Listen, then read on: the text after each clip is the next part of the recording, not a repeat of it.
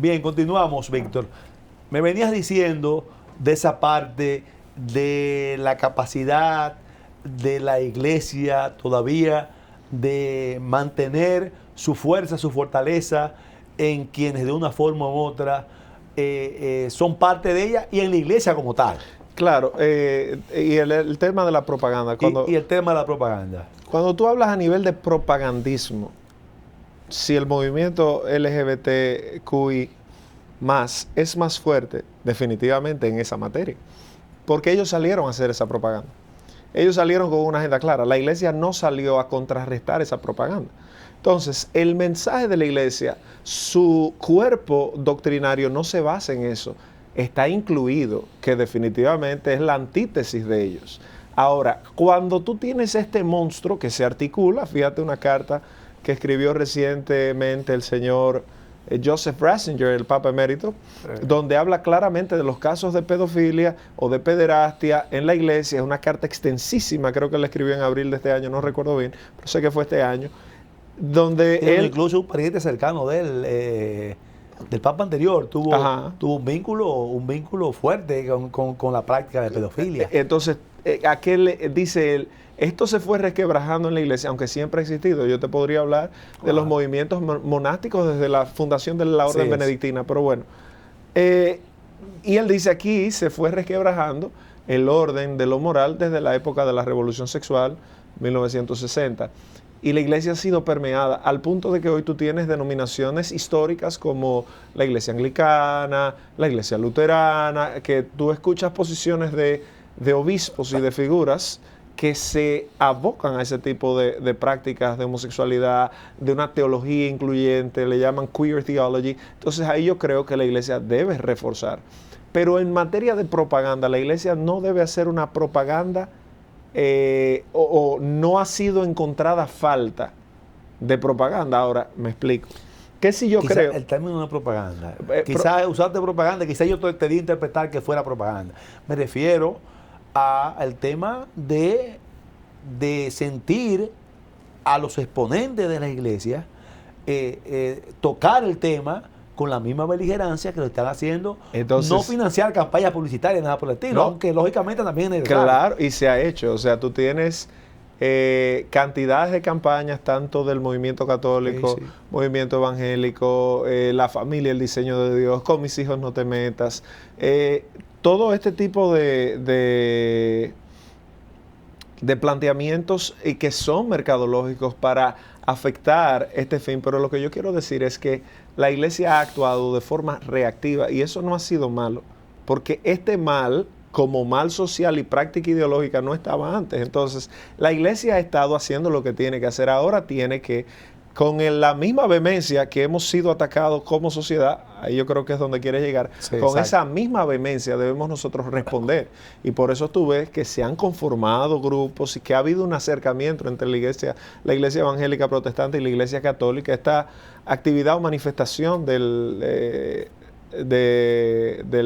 al Ministerio de Educación fue... Sí, hubo una unificación. Una unidad, el obispo Masalles, los grupos de acción cristiana. Lo tuve conmigo aquí en el programa. Pues fíjate que hay un acuerdo, de hecho, para las elecciones primarias de ahora, que pasaron recientemente, había una línea muy clara de las iglesias, una línea para votar por un candidato pro vida, que hubiera abierto el diálogo. Y eso es algo que va a ser... que se va a hacer sentir más adelante y ahí sí la iglesia va a demostrar su peso. ¿Por qué? Yo quiero decirte que a nivel histórico la iglesia ha sabido, aparte de como dice la Biblia que Dios es el que pone reyes y quita reyes, la iglesia a nivel de la historia también ha jugado un rol determinante en elementos políticos. ¿Por qué? Porque la iglesia no es apolítica, aunque no tiene un rol político, pero los ciudadanos que van a la iglesia sí tienen un rol político. Y esa política está acompañada de una ideología y la iglesia va a dar su respuesta ahora, justamente de cara a unas elecciones que vienen en el año 2020, estamos hablando de la iglesia dominicana. Ahí tú vas a sentir más que una propaganda. Por eso nosotros estamos apostando a gente que suba al Congreso con valores cristianos. Por eso hay senadores por los que no vamos a votar y vamos a dar instrucciones de que no se voten, porque su agenda pro aborto y pro homosexualismo y pro ideología de género es demasiado burda y clara. Nosotros no vamos a apoyar eso. Entonces, mi mejor propaganda va a ser mi voto. y el voto del 70% de este país. Y ponte tú que se disuada a un 50, es más, ponte tú que se disuada a un 40, dando funditas y cositas.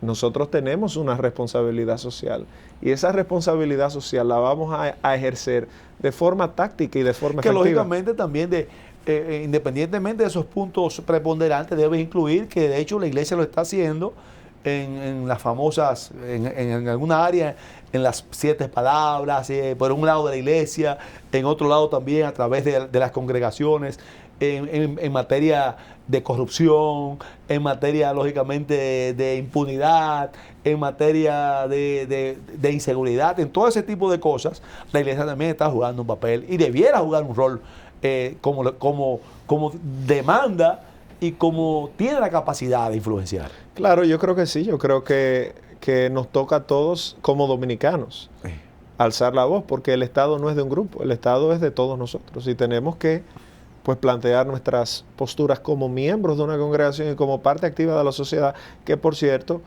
algunos dicen la iglesia no paga impuestos. Bueno, todos los que van a la iglesia, que tienen empresas, que hacen consumos, pagan impuestos, entonces eso hay que debatirlo un poco mejor.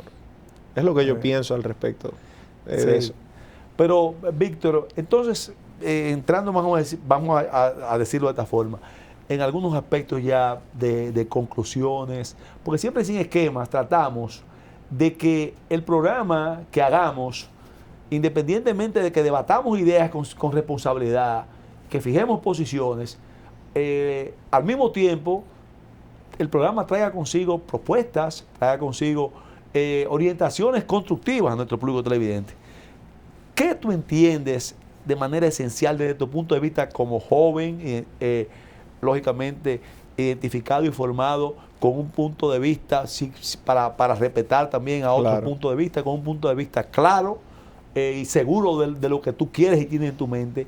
¿Qué son las prioridades hoy en día para nosotros hacer posible que podamos tener una familia con criterios de manejo, con criterios de formación de nuestros hijos, que se acerque un poquito más a lo que éramos antes, muchos años antes, pero principalmente que nos acerquemos un poquito más, y lo digo yo en términos míos particular, a las enseñanzas cristianas? Bueno, yo creo que la palabra de Dios es el marco de referencia para que eso suceda y que las sociedades cristianas a lo largo de la historia han probado subsistir, han probado existir y han probado ser efectivas en diferentes materias. Por ejemplo, te pongo la sociedad estadounidense, cuyo colapso ha venido por la degeneración de sus principios fundacionales, pero tú tienes una sociedad, un país fundado básicamente en el siglo XVIII por un grupo de peregrinos sin justificar lo injustificable, ¿verdad? Claro. Pero cuyos valores fundacionales han creado una de las naciones que en 300 años, menos de 300 años, se ha vuelto una potencia mundial, o la primera potencia mundial. Pero no deja de ser, Víctor, también, hablando de otro punto de vista, también una de las naciones, lamentablemente, con mayores niveles de perversidad, con mayores niveles totalmente de acuerdo, de salirse del carril correcto. Totalmente de acuerdo, porque ese es el corazón del hombre. Ahora, cuando tú vas a los principios fundacionales... O sea, ese es el corazón del hombre. Claro, la Biblia, por lo menos a nivel teológico, el hombre fundamentalmente tiende al mal. La Biblia lo dice, Romanos 3, 10, el corazón del hombre tiende al mal. Hacia lo malo. Dice, no hay quien busque lo bueno, no hay quien haga a Dios. Tú podrás tener intenciones buenas, pero eventualmente... Es más fácil hacer lo malo que lo bien. Viene en nuestro ADN, o sea, en pecado fuimos concebidos. O sea, por eso te ponía... Ya estamos entrando en otra materia ahora, pero me interesa, porque ¿por qué quizás pensamos que es más fácil hacer lo malo y al mismo tiempo lo decimos? Porque al final de cuentas Dios nos perdona a todos. Es fácil hacer lo malo y pedir perdón que hacerlo bien y no tener que pedir mucho perdón. Esos son dos principios que se y nos parecen. metimos en otra materia. Se parecen, pero tendríamos que abordarlos de otro punto. Sí, lo vamos a hacer otros también. Pero sobre el tema de las sociedades en la historia, fíjate dónde concluyó el marxismo, dónde concluyó el leninismo, dónde concluyó el franquismo en España, dónde concluyeron esas sociedades, en grandes depresiones, en grandes crisis, dónde colapsó el mundo. Primera Guerra Mundial, Segunda Guerra Mundial. Entonces, sí, pero es un híbrido. Pues tú hablas del marxismo con un pensamiento de una forma, pero tú me hablas de un franquismo que tenía un fundamento católico, un fundamento de iglesia muy fuerte dentro de él. no, Hitler fue católico. Por eso mismo. Ahora, o sea que estamos yéndonos los dos extremos. No, pero Franco no actuó como católico. Si tú te Bueno, vas no a la actuó como católico, pero sí la iglesia o la iglesia en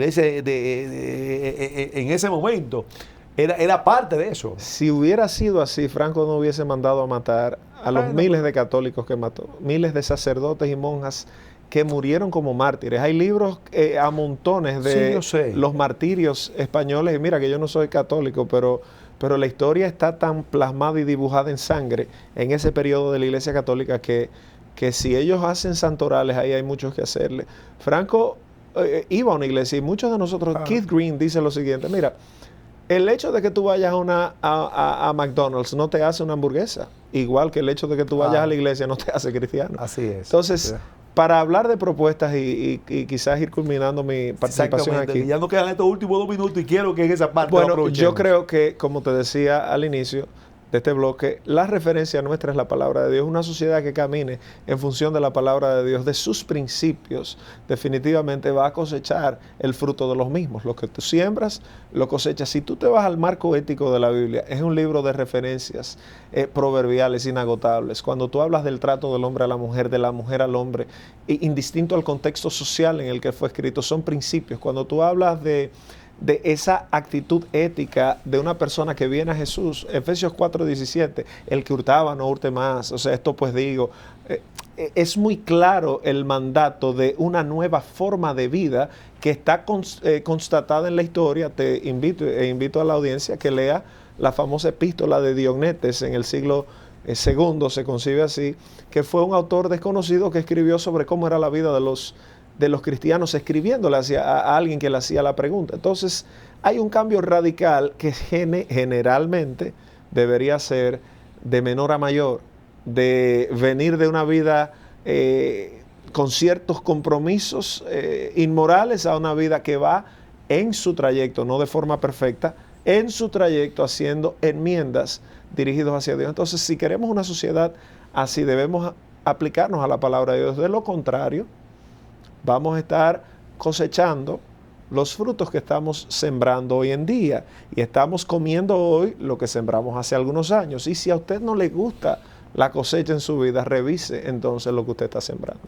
Bueno, yo creo que hemos podido aprovechar al máximo la comparecencia de nuestro distinguido invitado, Víctor Medina, con quien hemos tratado un tema que ha generado mucho debate, pero que particularmente entendemos que es un tema que, si nos vamos a la esencia del mismo, lo que de una forma u otra nos identificamos en esa posición, es un tema que tiene poco de qué usted diferenciar o de qué usted salirse del esquema, porque es muy claro.